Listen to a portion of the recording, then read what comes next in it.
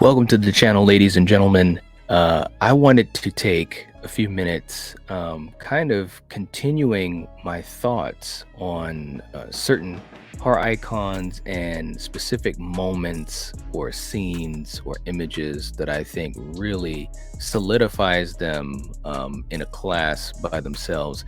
And of course, we've got to talk about Michael Myers. And there's a couple things I'm going to do in this video. Number one, talk about a scene that I think really is a great example of why Michael Myers is a great horror icon, and also why I think we still we still need Michael Myers in horror. You're goddamn right. At least for us that are fans of the Halloween franchise or fans of Michael Myers. And we did a live stream talking about that. Do we need Michael Myers anymore? Is he finished? Will there be any more Halloween movies? Number one, just to put this out there in case you didn't see our live stream, but by the way, if you haven't, please check it out. I definitely think that we're going to get more Halloween movies. There's no doubt about that in my mind. And I know for some people, whether they're fans or not, they may be thinking, well, do we need any more Halloween movies? And of course, we don't need them, because we've got a very, very full franchise that has spanned 45 years worth of time and 13 movies. So, I think that, is it 13? Yeah, it is 13. Hell yeah. Hell yeah. Pretty sure of that. Anyways, you guys know what I'm saying. But so we don't need any more. In this current trilogy by David Gordon Green has finished the story of Laurie and Michael, seemingly, obviously for Michael being crushed up.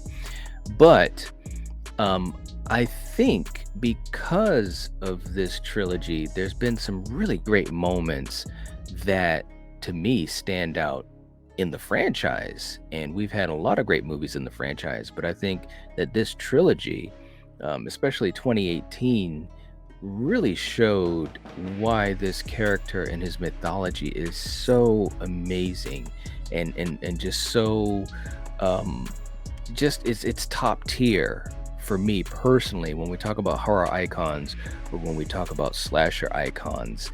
And I want to talk about specifically in Halloween 2018 in that scene, and it started at like 45 minutes into the movie. So, we've had 45 minutes of all this setup and some different things that we've seen here and there. We had Michael regaining his mask and basically becoming fully formed, so to speak, when he dons the mask. But at 45 minutes in, we have this scene where he is standing on the street corner. And right before that, Frank was saying there's a reason why we're afraid of this night. There's a reason why we're afraid of this man, that you should be afraid of the boogeyman. And I think David Gordon Green did a really fantastic job with this scene, because to me, it's like a love letter. It's a love letter to Michael. It's a love letter to the franchise. To me, it's a love letter to John Carpenter, and like everything that Michael Myers embodies, the original intent of the shape being the boogeyman.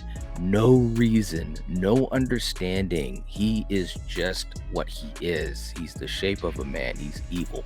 And in that scene, it's a great tracking shot, one shot that, he looks down the street, and there are tons of people on the street, like a bunch of kids, adults with their kids trick-or-treating. You have that fantastic part where that kid walks right up to Michael and you get one of those Halloween stings, which I thought was a really good wink and a nod to the original movie, and even in some of the other movies like in Halloween 2 and so forth. But the kid has no idea. He's literally just walked into the devil himself.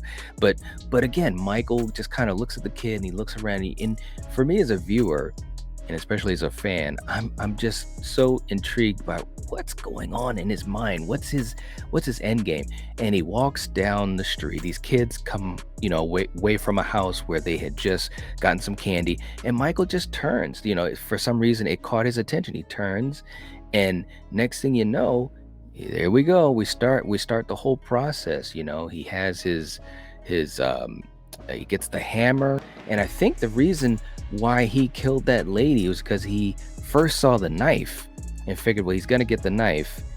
I guess maybe he thought, I've got to kill the lady too. But anyways, long story short, he gets the knife and then boom, it's on. He's ready to go. He's got his weapon, his favorite weapon of choice. And we see that couple, the nurse and the doctor, who eventually we would learn more about in Halloween Kills and actually be introduced to them. But they're trying to go to whatever it is, a party, and they're trying to get themselves together. They have no idea. Michael Myers is walking up to them. Now, as we know in Halloween Kills, they find out the hard way about the shape. But Hell yeah. Hell without yeah. just going over this whole scene back and forth, but the idea of it is you just don't know. You don't know who he's gonna attack, who he's gonna kill.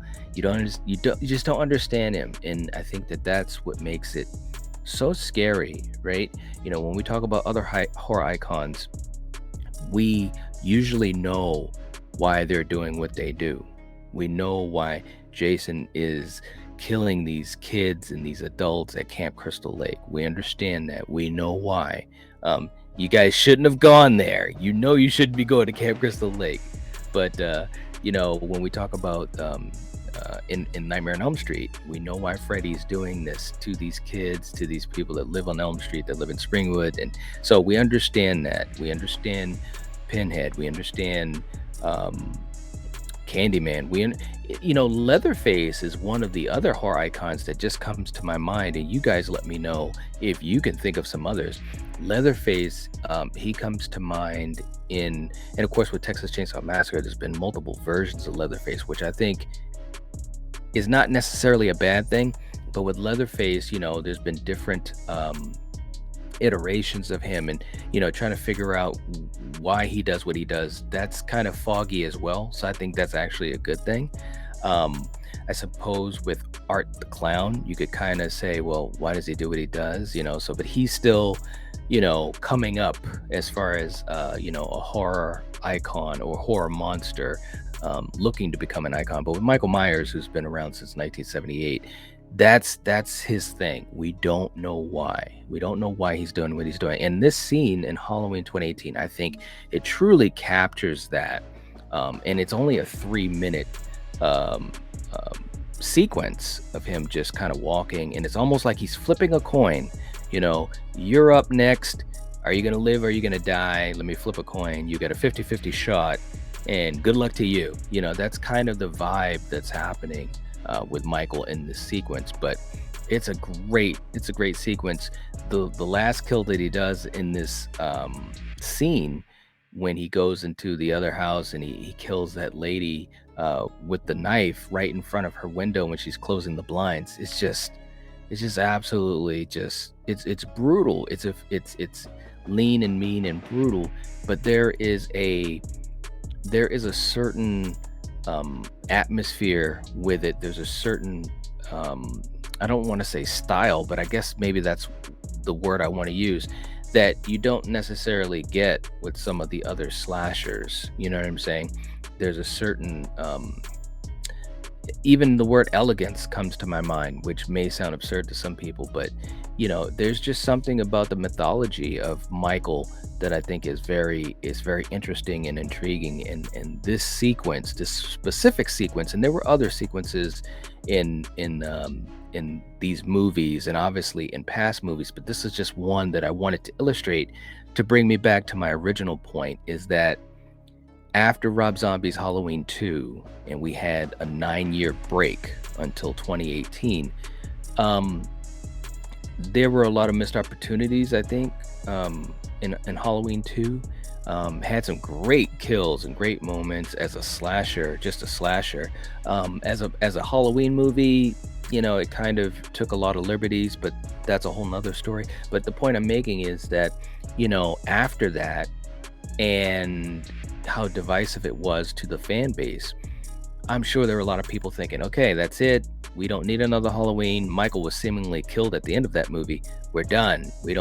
There's nothing else that's gonna, come about that's gonna be cool. Well, then we get Halloween 2018, and we get to me, an amazing depiction of Michael. Not just the mask, although the mask is fantastic, but just the way that James Drew Courtney embodied this character and giving him new life, a whole new iteration.